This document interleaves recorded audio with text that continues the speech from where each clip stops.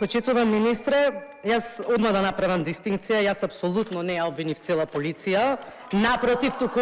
и тие корумпирани полициски службеници, тие корумпирани началници кои една година не виделе дека тоа криминално дувло работи без лиценца, без никаква опрема, без диволградба, токму тие началници се срам на полицијата. И јас конкретно за нив поставив прашања, а да, секогаш ќе бидам гласна против корупцијата во вашите служби, ќе бидам гласна кога поставувате командири братучеди на една пратеничка што седи тука во овие редови, ќе бидам гласна кога враќате командир на полициска станица Ропотово, кој пукаше со автоматска пушка и вашиот пратеник Драган Ковачки излегуваше и кажуваше дека тоа е срам за полицијата, но за жал, вие кога дојдовте на власт го вративте на функција, најверојатно за да ги задоволите коалиционите апетити на вреди.